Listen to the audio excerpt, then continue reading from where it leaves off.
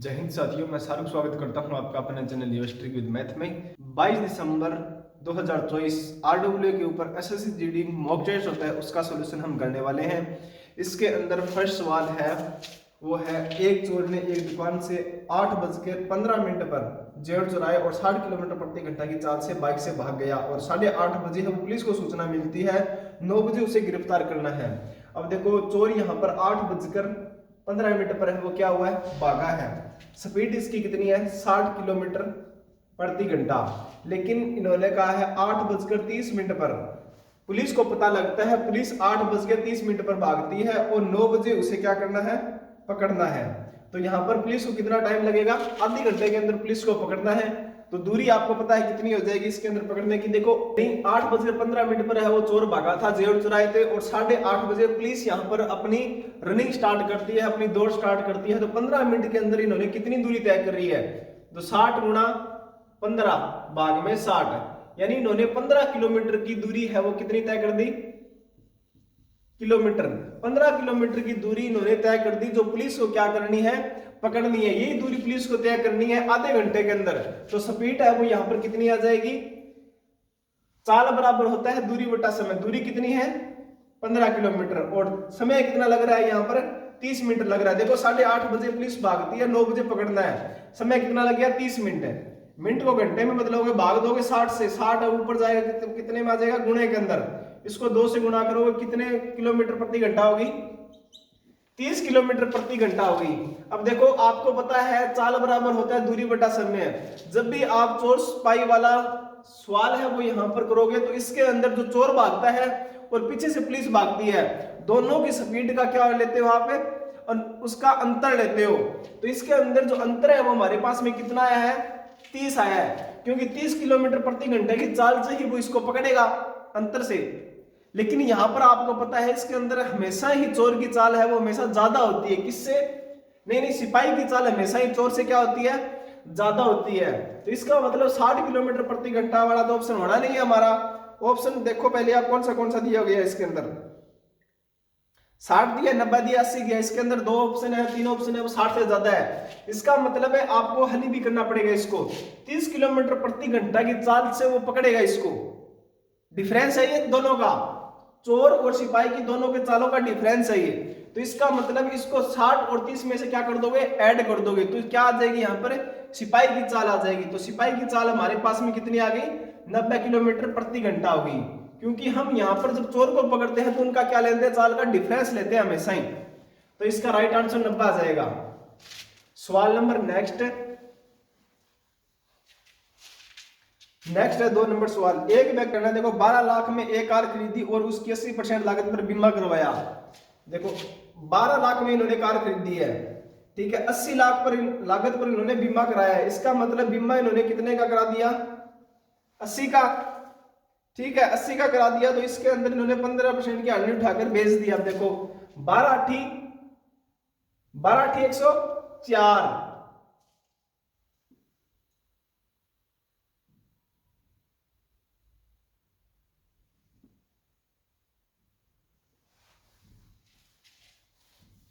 देखो इसको 12 को 80 से गुणा करो, कितना आ जाए, 12 8 96, 9,60,000 आ जाएगा।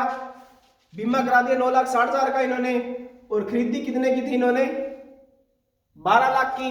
तो 12 को इसके अंदर ऐड करोगे तो मान कितना निकल के आएगा, 21.60, 21,60,000 रुपए इसका निकल के आएगा। जो इसका टोटल इसका क्या हो जाएगा, खर्चा हो जाएगा। फिर इन्होंने इसको कितने में बेचा, 15% की हानि पर बेच दिया। 15% की हानि पर बेच दिया, इसका मतलब वस्तु को कितने में बेच दिया इन्होंने, 85 के अंदर बेच दिया। अब इसको है वो इससे क्या करोगे आप, गुणा करोगे। जो मान आएगा यहां पर, देखो जो मान आ जाएगा यहां पर, वो तो होगी इसकी पहली एसपी,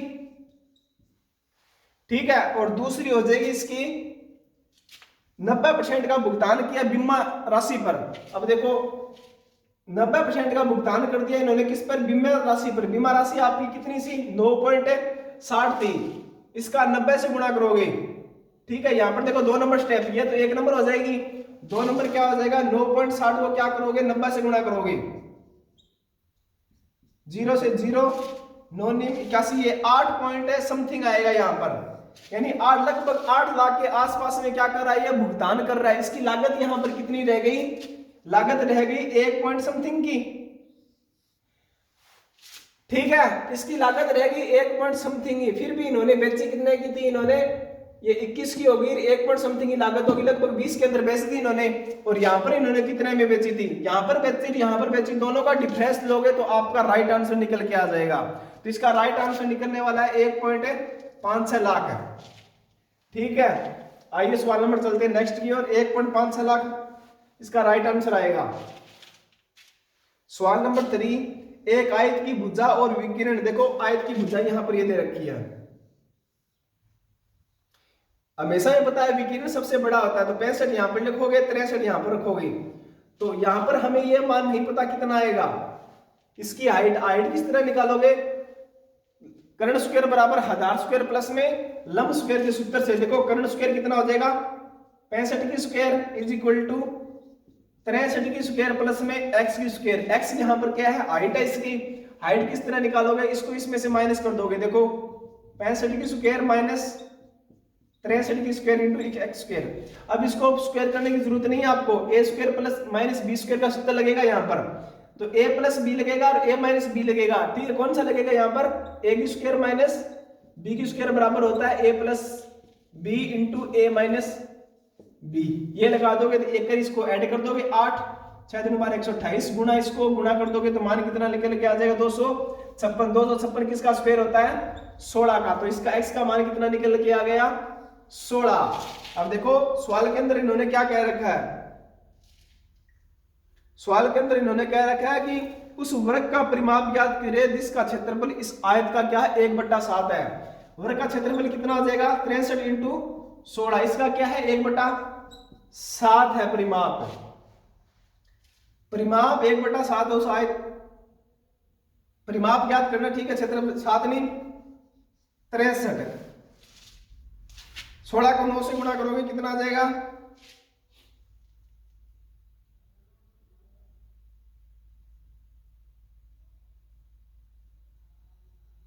ये तो आ गया a स्क्वायर का मान, ठीक है। 9 इंटू 16 a स्क्वायर का मान आ गया, क्योंकि इन्होंने कहा है इस वर्ग का क्षेत्रफल और आयत का क्षेत्रफल का क्या है 1/7 है, तो a का मान हमारे पास में कितना आ जाएगा, 3 इंटू 4 कितना आ जाएगा 12। 12 को 4 से गुणा करोगे 12 चौका 48, 48 इसका क्या आ जाएगा, परिमाप आ जाएगा वर्ग का। नेक्स्ट सवाल आप कर लोगे इसका, क्योंकि इसके अंदर 2 4 6 0 है, तो यहाँ पर 3 पॉइंट और बन जाएगा, रूट हटाओगे तो इसका राइट आंसर सी आ जाएगा। 11 विषम संख्याओं का औसत, देखो आपको पता है 11 विषम संख्या लगातार दे रखी है इन्होंने शुरू से, तो यहाँ पर पहली 1 होती है और लास्ट यहाँ पर 11 करोगे तो लगभग यहाँ पर कितनी आ जाएगी विषम संख्या, 21 आ जाएगी, ठीक है। 11 आ जाएगी, अगली 22 करोगे तो अगली 23 करोगे तो 23वीं कौन सी हो जाएगी, 23 ही हो जाएगी। 22 और 25 11 12 नंबर संख्या कौन सी हो जाएगी, विषम 23 हो जाएगी। अब यहाँ पर पता है आपको इन्होंने 11 विषम संख्या को औसत पूछा है, विषम संख्या कौन सी होती है, बीच वाली होती है। अब तो बीच वाली होती है, यहाँ पर 1 आ गया तो अगली 3 आ जाएगी, अगली 5 आ जाएगी, यहाँ इधर वाली कितनी आ जाएगी 5, यहाँ पर 7, कितने 3 1 4, यहाँ पर एक और कौन सी हो जाएगी 9 हो जाएगी। अगली जो संख्या होगी वो क्या होगा, इसका राइट आंसर हो जाएगा। देखो समझ में आया तो दोबारा बता देता हूँ। इन्होंने कहा है 11 विषम संख्याओं का औसत ज्ञात करो। देखो 1 से स्टार्ट होती है, ठीक है, 11 से विषम संख्याओं का औसत, इसका मतलब इसकी बीच वाली संख्या होगी वो इसका क्या होगा, राइट आंसर होगा, क्योंकि संख्या दे रखी है इन्होंने 11, तो 5 संख्या तो इधर हो जाएगी, 5 संख्या इधर हो जाएगी, 10 हो गई, और बीच वाली कौन सी हो जाएगी 11वीं ही इसका क्या होगा, औसत होगा। देखो पहली है वो विषम संख्या 1 है, दूसरी 3 है, तीसरी 5 है, चौथी 7 है और 5वीं 9 है। देखो ये तो 5 इधर हो जाएगी, 5 इधर हो जाएगी, यहां पर क्या आ जाएगी अगली संख्या 11, तो 11 इसका क्या हो जाएगा, राइट आंसर हो जाएगा। सवाल नंबर चलते हैं नेक्स्ट की ओर। 6 नंबर सवाल के अंदर 6 नंबर सवाल आप कर लोगे, आसान है। 7 नंबर 2 कहानी एक ही बिंदु से चलना शुरू करती है। देखो एक ही बिंदु से चलना शुरू करती है, एक इधर जा रही है और एक इधर जा रही है, दोनों की चालों को ऐड करोगे, चाल ऐड होगी कितनी आ जाएगी 130, 130 को 4 से गुना कर दो कितना आ जाएगा 520, इसका करेक्ट आंसर आ जाएगा। आइए सवाल नंबर नेक्स्ट 8 नंबर। देखो 10% वार्षिक ब्याज की दर से 1 साल का चक्रवृद्धि ब्याज अर्धवार्षिक रूप से संयोजित है। तो पहले स्टेप के अंदर देखोगे अर्धवार्षिक रूप से संयोजित है, तो इसके अंदर दर है वो क्या हो जाएगी हमारी 5% हो जाएगी। वर्ष है वो हमारा कितना हो जाएगा 2 वर्ष हो जाएगा। ये तो हो गया चक्रवृद्धि ब्याज के अंदर। अब आते हैं साधारण ब्याज के अंदर। साधारण ब्याज के अंदर 1 साल का वार्षिक साधारण ब्याज ज्ञात करो। देखो 1 साल का वार्षिक साधारण ब्याज है वो कितना हो जाएगा, यहाँ पर 10% मिलेगा आपको टोटल, और यहाँ पर कितना मिल जाएगा, देखो a प्लस बी का यहाँ पर सूत्र लगा दोगे, a plus B plus A into B भाग में 100। ये आपको पता है, ये 2 साल के लिए दर के लिए आपको ज्ञात करना होता है। देखो 5 और 5 10 है, प्लस में 5 5 है 25 भाग में 100, इसका मान आ जाएगा 10.25। इसका मतलब हमारे पास में टोटल चक्रवृद्धि ब्याज है वो लगने वाला है वो कितना आ जाएगा 10.25% लगेगा टोटल हमारा ब्याज, और साधारण ब्याज में कितना लगेगा 10% लगेगा। तो हमारे पास में इनका अंतर दे रखा है, कितना दे रखा है अंतर है हमारे पास में 25 है। इसका मतलब 10.25 में से 10 जाएगा तो मान कितना बन जाएगा 0.25% का मान दे रखा है हमारे पास में 25 है। तो हमें ज्ञात करना है 100% का मान, 25 गुणा 100, इधर 100 से गुणा कर दोगे, ये इससे कैंसिल हो जाएगा, मान निकल के आ जाएगा इसका 10,000 इसका क्या हो जाएगा राइट आंसर हो जाएगा। सवाल नंबर नेक्स्ट, 2022 में एक शहर की जनसंख्या 1,25,000 थी। 1 वर्ष बाद एक शहर की जनसंख्या बढ़कर 1,50,000 हो गई है। तो जनसंख्या में प्रतिशत वृद्धि निकालोगे, क्योंकि 15,000 में से 12,500 घटाकर जो मान आएगा उसको 12,500 से भाग देकर 100 से गुणा कर दोगे, मान निकल के आ जाएगा। 10 नंबर, एक वस्तु का अंकित मूल्य 1,000 रुपए है। यदि वस्तु पर 40% की छूट दी जाती है तो वस्तु का विक्रय मूल्य क्या होगा। देखो अंकित मूल्य कितना है 1,000 है, 40% की छूट दी गई तो वस्तु हमारी कितने की बच जाएगी 60 की बच जाएगी। तो मान कितना आ जाएगा 600, इसका राइट आंसर आ जाएगा। 11 नंबर, क्रय मूल्य और विक्रय मूल्य के बीच का अंतर 180 है। यदि लाभ 30% है तो क्रय मूल्य, देखो अंतर इन्होंने दे रखा एसपी माइनस सीपी बराबर 180, ठीक है।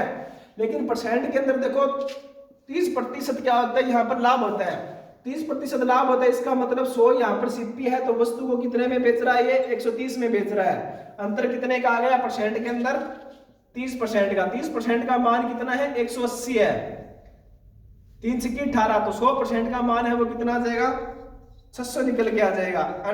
राइट आंसर कितना आ जाएगा इसका 600 हो जाएगा। 600 हो जाएगा, 30 इसके बराबर है 3%, 600 इसका राइट आंसर आ जाएगा। 12 नंबर सवाल देखो, 12 नंबर बेहतरीन सवाल है। एक 80 लीटर मिश्रण में 60% क्या है एल्कोहल है। देखो 60% एल्कोहल है, 40% क्या हो गया पानी हो गया। इसका अनुपात कितना निकल के आएगा 3:2 निकल के आएगा शुरू के अंदर, और इसके बाद में अनुपात कितना हो जाता है पानी मिलाने के बाद में एल्कोहल का परसेंट है वो 40% हो जाता है। देखो 40% हो जाता है, यहाँ पर पानी कितना बच जाएगा 60% बच जाएगा। तो अनुपात के अंदर कितने के अंदर आ जाएगा ये 2:3 के अंदर। अब देखो यहाँ पर ये तो है एल्कोहल और ये क्या है पानी है, ठीक है। ये एल्कोहल है, ये हो गया पानी हमारा। यहाँ पर देखोगे तो देखो एल्कोहल के अंदर हमने कोई भी चेंजिंग नहीं किया, फिर भी हमारी यहाँ पर चेंजिंग है।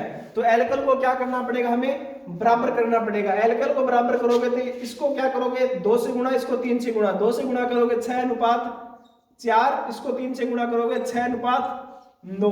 एल्कोहल यहाँ पर क्या हो गई बराबर हो गई, यहाँ पर क्या है पानी है। तो इन्होंने कहा है एक्स का मान ज्ञात करना कितना लीटर मिला है। देखो शुरू के अंदर क्या है दोनों का मान कितना आ गया 10 का मान हमारे पास में कितना है 80, एक का मान कितना आ गया 8 5 8 से की 48। देखो यहाँ पर 48 शुरू के अंदर एल्कोहल कितनी थी 48 और पानी कितना था 32 आ गया। 10 का मान 80 है, एक का मान 8 हो जाएगा, 6 का मान 48, 4 का मान 32।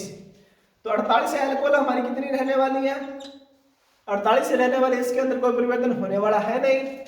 और यहाँ पर देखोगे कि इन्होंने पूछा है x का मान कितना हो जाएगा मिलाए, इसका मतलब 40% का मान हमारे पास में कितना आ गया 48 और 1% का मान हमारे पास में कितना आ जाएगा 48 बटा 40।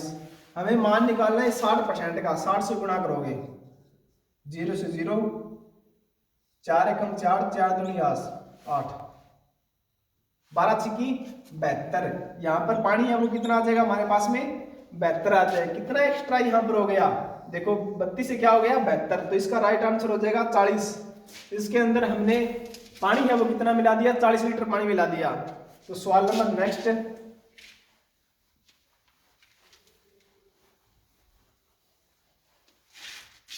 6 क्रमांकित सम संख्याओं का औसत 35 है। इन 6 संख्याओं में से सबसे छोटी और सबसे बड़ी संख्याओं का अंतर है वो योग ज्ञात करना है। देखो 6 क्रमांकित सम संख्याओं का औसत 35 है। देखो 6 क्रमांक दे रखी है, तो इसका मतलब बीच वाली संख्या वो कौन सी है, औसत 35 है। इससे पहले वाली संख्या कौन सी हो जाएगी, 34। इससे पहले वाली 32, इससे पहले वाली 30, क्योंकि 6 दे रखी है, 3 इधर हो जाएगी, 3 इधर हो जाएगी, 36, 38 और 40। इन्होंने योग पूछ रखा है 40 और 30 का। 40 और 30 का क्या पूछ रखा है हमारे पास में, योग पूछ रखा है। इसका राइट आंसर कितना आ जाएगा, 70। इसका क्या हो जाएगा, करेक्ट आंसर हो जाएगा। सवाल नंबर नेक्स्ट 14 नंबर, किसी धनराशि पर 8% की वार्षिक साधारण ब्याज की दर से 400 का मासिक ब्याज अर्जित करने के लिए आवश्यक धनराशि। ये आप कर लोगे, आसान सवाल है। इसका राइट आंसर आ जाएगा 60,000। 15 वाला भी कर लोगे, 4 घंटिया। इसके अंदर आपको क्या निकालना है, एलसीएम निकालना है सबका।